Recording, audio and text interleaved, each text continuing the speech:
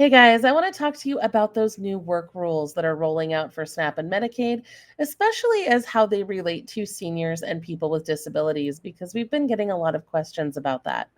Now, I'm sure you've noticed the news. The new administration is pushing hard for expanded work requirements. And if you saw our recent video about that whole report they did on how they're going to get more people into the workforce, some of that news can be kind of scary, and I get it. So, today we want to go over the current state of work rules, what's being proposed, when that's going to go into effect, how it might affect you, and so on, so that you can get the information that you need. But first, we want to make a quick shout out to our sponsor, Chapter Medicare. This five-star rated service saves seniors an average of over $1,000, and it only takes 20 minutes. So I strongly recommend that you reach out today, talk to them about your benefits. They can help you get the most out of those. And now, when it comes to these work rules, I know it's really confusing. So, both SNAP and Medicaid are moving toward these rules that are going to require certain people to work or participate in work activities for at least 20 hours a week. Sometimes they say 80 hours a month, which is basically the same thing. Now, your hours can include a mix of paid work, unpaid volunteer work, job and skills training, educational pursuits. Some states have indicated that caregiving for a loved one may also qualify. But let's dive into some details because there are some differences between how these two programs are doing this. So, first, for SNAP, those changes were supposed to go into effect immediately upon the passage of the One Big Beautiful Bill Act. But as of late July, many states are waiting for further instructions from the USDA or the Food and Nutrition Service about when and how to implement these changes. They aren't sure if they're supposed to just reopen all the cases immediately or deal with it upon recertification or so on. So there has been a bit of a delay in getting those changes rolled out. And then, of course, for Medicaid, there's an even bigger delay because the new bill said that those changes had to begin no later than December 31st of 2026.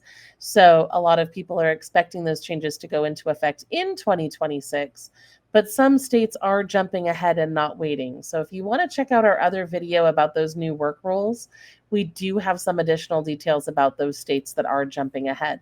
But for now, for the purposes of this video, we want to really hone in on who's affected by that and who isn't affected by those changes.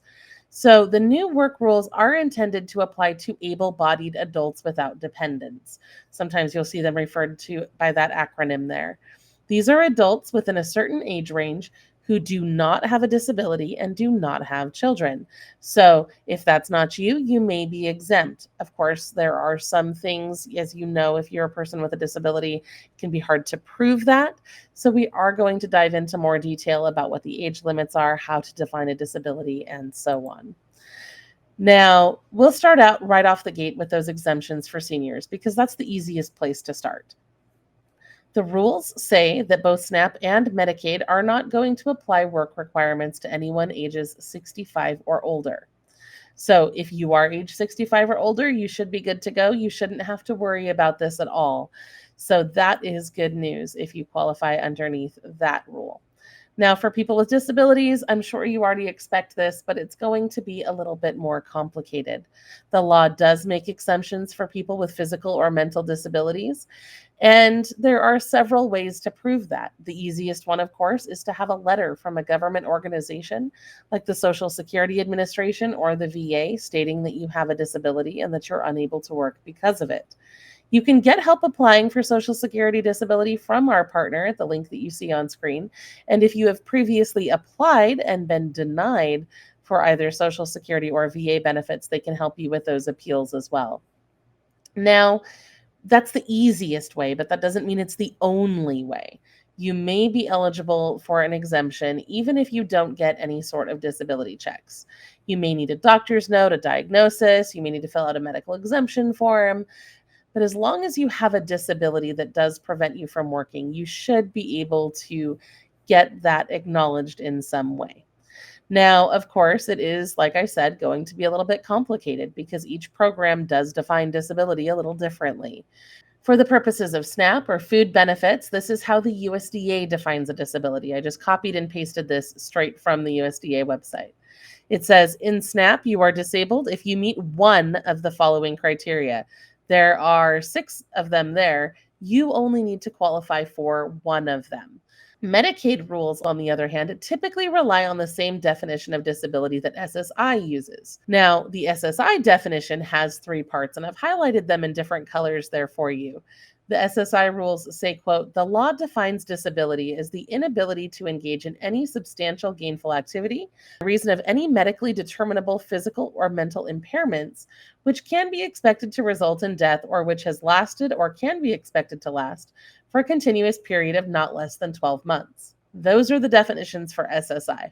And this is why I keep telling you guys to apply for SSI if you have a disability, because if Medicaid uses the same rules that SSI does, one of the first questions that I think they're probably going to ask is, why don't you have SSI if you think you don't have to meet the requirements for Medicaid? So, SSI is the program that serves people who have a limited income or limited assets and are either age 65 plus or blind or disabled by that definition that we just looked at, right? So if you are eligible for that, you can apply for SSI on the Social Security website at ssa.gov. And of course, if you have work credits, you can also apply for SSDI as well. SSDI does not have income or asset requirements, and it does provide more substantial support to you than just SSI will. So if you've made it this far and you know that you can't work, what are you supposed to do?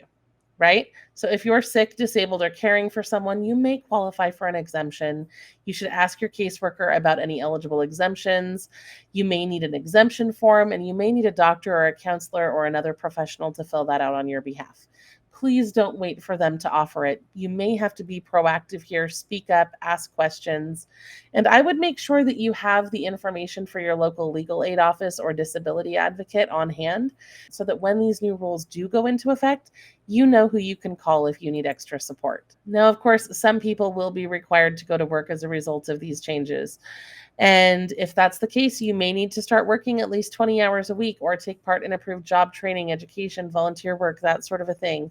You'll want to make sure that you are officially enrolled in a qualifying activity and keep records.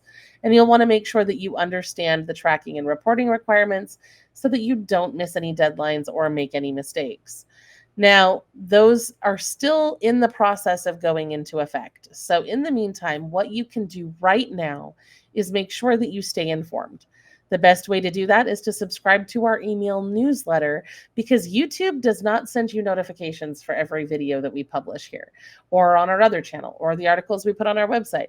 The best way to make sure you're getting all the latest news about your benefits is to opt in to our email list. And if you use the link that you see there on screen, you will also get a free copy of Chapter's best-selling book on Medicare as well. There's another link we'll drop below if you're interested in signing up, but you don't care about getting that book.